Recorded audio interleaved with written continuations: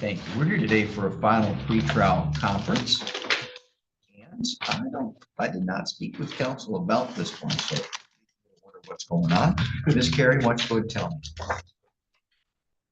me? My understanding, the defendant added count 2, use of the controlled substance methamphetamine as a second or subsequent, or with the second or subsequent offense notice, and as a habitual offender 3. Okay. Count 1 Well, and the HAB 4 will be dismissed. I don't think I can apply a second sub and a fourth half or third half. I can only The apply- logic behind it was that in order to elevate it to a high court, I you needed the second or sub, otherwise 1 year misdemeanor. understand the logic behind it. We'll just do that. We'll dismiss the HAB. Okay. All right, no problem. I just want to make sure, Ms. Plum, that, by the way, that helps you. Yes, Yeah. I'm aware, Your Honor. Thank you. And sometimes trying to apply a logic to some of this doesn't always work. All right. Anyways, here we go. Ms. Plum, is that how you wish to resolve today's file? Yes, I do, Your Honor. To the best you can, please raise your right hand. Swear or affirm that the information and testimony you're about to provide shall be the truth, the whole truth, and nothing but the truth, ma'am? Yes, I do, Your Honor. You may lower your hand. All right, Ms. Plum, looking back here on October 21st of 2025, were you on probation, parole, or bond? No, Your Honor, I was not.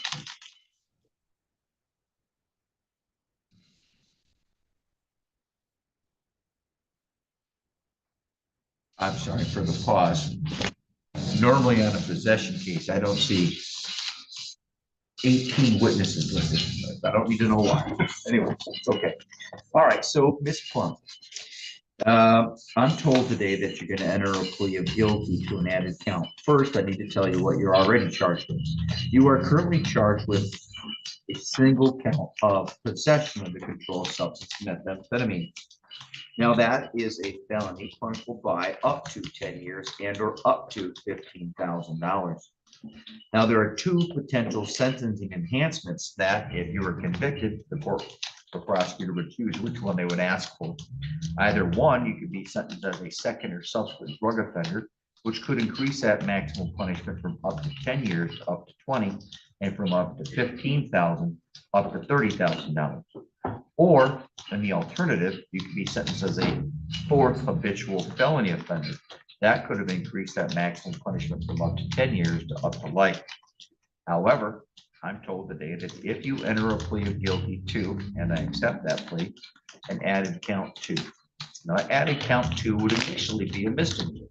It is use of methamphetamine. That's a misdemeanor punishable by up to 1 year and or up to $1,000 in fines plus costs. And you would also be admitting that you were a second or subsequent drug offender. That would permit or will permit the court. It would increase it from a 1 year misdemeanor to a high court misdemeanor. And that would have a maximum punishment of up to 2 years and or up to $2,000. And when we call things a high court misdemeanors, I've always found this phrase a little silly, because if it walks like a duck, talks like a duck, and has feathers like a duck, you think it's a duck. Well, a felony is typically anything punishable by more than a year. In fact, there are things they call felonies that are labeled as punishable by up to 2 years, such as an assault resisting a police officer. But when we take this, they call it a high court misdemeanor. The reason why I'm making this little important exception for discussion with you is because if, I'm sure as heck hope like we don't see you again involuntarily, right? You can always come by and say hi. We love it when that happens, but it could be counted as a felony next time. So I just want to make sure you understand as much as the possibilities here. All right, so far, do you understand what that is? Yes, I do, Your Honor. Now, if you enter a plea of guilty, you're not going to have a trial of any kind. That means you're going to be waiving certain rights that you would otherwise have at a trial. Now, that includes the right to be tried by a jury, the right to be tried without a jury if you chose, the court and the prosecutor consented, the right to be presumed innocent until proven guilty, the right to have the prosecutor prove beyond a reasonable doubt that you are guilty, the right to have the witnesses against you at this trial, the right to question and cross-examine those witnesses against you, the right to have the court order any witnesses you may have to defense to appear at the trial, the right to remain silent during the trial, the right to not have it silence used against you, and the right to testify if you're to choose to testify. Well, do you understand those rights? Yes, I do, Your Honor. And again, more importantly, do you understand that if you enter a plea of guilty and I accept that plea, you will be forever waiving those rights as they apply to this particular case? Yes, I do, Your Honor. Additionally, any appeal as to conviction and sentence pursuant to the pretrial agreement would be by filing what's called an application for leave to appeal instead of a claim of right to appeal, which is only guaranteed when someone's convicted at a trial. Furthermore, you may be given up the right to appeal issues that would otherwise only otherwise be appealable if you were convicted at a trial. You will also be given up the right to claim that the plea was a result of any promise, threat, or inducement not told to me today on the record. So other than the terms of the pretrial agreement, have there been any other promises, threats, or inducements to force or compel you to plead guilty? No, Your Honor, there is not. All right, therefore, are you entering the plea of your own free choice? Yes, I am, Your Honor. Mr. Harrison has proudly done his typical whiz-bang job at explaining to you potential sentencings. Not only the sentencing guidelines, but also being in front of me 90 days a week as to what he thinks the sentence could be. First of all, I'm going to highlight for you, the sentencing guidelines are not mandatory. They are a tool that we judges must use, but the sentence is within the court's discretion. Also, when we get to the sentencing here, whatever recommendations that come out of the prosecutor, the defense lawyer, or even the probation department, when they make the recommendation, I'm the one that makes the decision. You understand? Yes, I do, Your Honor. Knowing all that, do you still wish up to the plea of guilty as we discussed earlier? Yes, I do, Your Honor. As to the new added count 2 of use of the controlled substance methamphetamine, how do you plead? I plead guilty, Your Honor. Before I can accept that plea, I need you to tell me what you did that makes you guilty of that offense. Turn your attention to October 21 of 2025 out in Slagle Township here in Wexford County. What happened? How'd you get caught with having the meth or using the meth?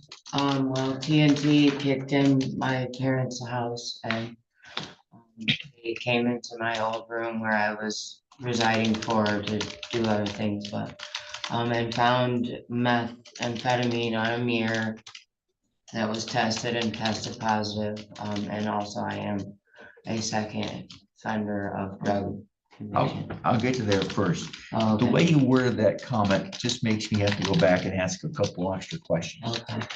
Did you know it was there? Yes, I did, Your Honor. And it was within your area of possession of control? Yes, Your Honor. Thank you. And I'll ask this next question because we need to make sure we use the right language. Back on October 28th, 2023, is it true that you were convicted of use of a controlled substance? That was a long time ago, October 28th. I think I think it was possession, Your Honor. Oh, okay. Was that the school zone case? It says No, use. oh, that was my violations, I believe. Okay. In 2013. Yeah, 2013, if I didn't say that right. Oh, 2013. Oh, then yes, sorry. Okay, no worries. We thought you said 23. You know what? Maybe I did. So thank you. We'll say October 28th, 2013. All right, great. Ms. Carey, do you believe she provided a factual basis to support the plea? I do. Mr. Harrison? I do as well. Ms. Carey, are you aware of any other promises, threats, or inducements? I'm not. Mr. Harrison? Nor am I. Ms. Carey, do you believe the court thus far is in compliance with Mission Control 6.302? Yes, sir. Mr. Harrison? I'm satisfied with the record in that regard as well. Thank you. The court agrees and finds the defendant's plea is made freely, knowingly, and voluntarily. The court further finds that the testimony provided by the defendant under oath on the record satisfies the elements of the greater offense, which allows the court by law to accept the plea to the lesser offense. Therefore, she is found guilty of count 2, use of methamphetamine as a second or subsequent offender. Count one and the other big enhancements will be dismissed next time we come back to court. Between now and then, an agent from the Michigan Department of Corrections is going to prepare a pre-sentence investigation report, and I'm not trying to be rude. I know you've been through this, Ms. Plum, but I have to tell you, you're going to get a packet that's already been handed to Deputy Longstreet over there. Sometimes I chuckle because he's got that weird mustache. You know, I'm going to come up with the name. There's an old cartoon from Hanna-Barbera with a Yeah, anyways, disregard. Yosemite Sam. Yeah, there you go. There you go. So anyways, Stephanie Pringles. you're gonna get that pack. You're gonna go plead it. Even though you've done other PSIs, when you get this back, if there's any information that you see that's incorrect from the past, because while I think our people do a good job, some other people in your past may have done a bad PSI and may have put incorrect information, and I don't like that. I don't like passing other people's mistakes forward.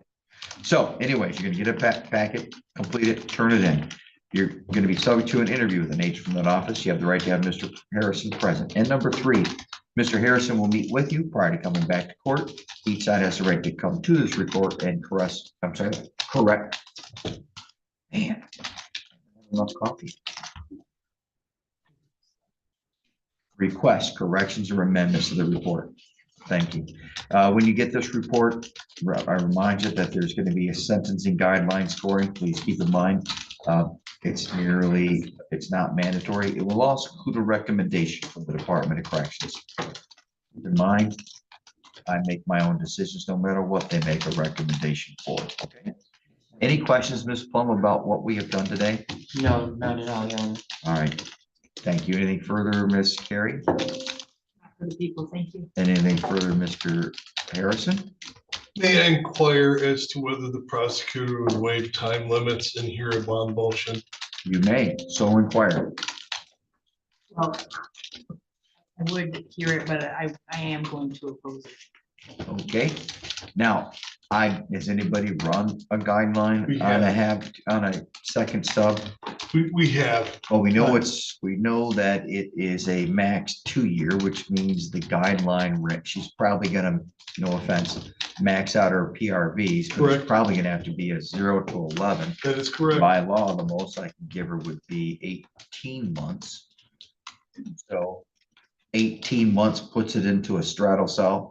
Oh, wait, no, because it's still, well, it's anyway, 18 months to straddle It's cell, got the asterisk. but it's probably going to be an 11. Yeah, So I understand your question. I understand your concern. So and she's Yeah. spent a substantial amount of time in jail, credit so far. She does have a job waiting for. Good. Her intention is to get started into rehab. She's been Yeah. doing the services in the jail as well. So I'm gonna roll open here, which I try to be all the time. I don't like sending people to jails, persons most of the time, especially in drug cases, but I have no problem doing it. My objective is always to help get rehab. Now, I don't know what you've done in the past. I don't even know right now at this time because the prosecutor's already objected to the motion. I got it. What I'm going to explain out loud is if for some reason Mr. Harrison and his team of people from their office can get you into a rehab program. I do this often. And if sentence is pending, let's say it's probation, not put you on probation. Probation officer sends you to a program, or you go to a program by yourself. You might come or go, and I don't have any stick. Although I have a probation violation, but it's like most I can give you is 5 days, 15. Yeah. But if he can get you in a rehab program, I'll adjourn sentencing and let you do the month programming and do the 90 days of sober living facilities generally. Because my objective is always to hopefully change the pattern.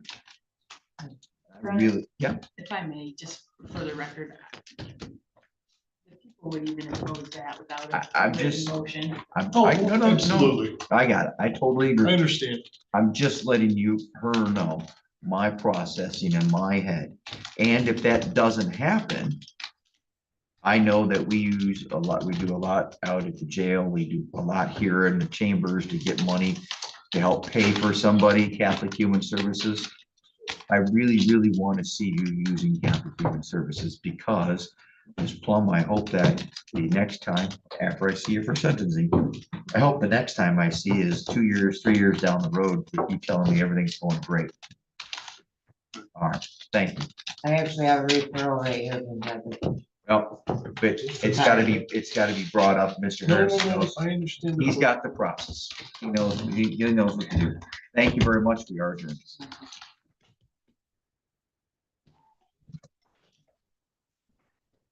Brian.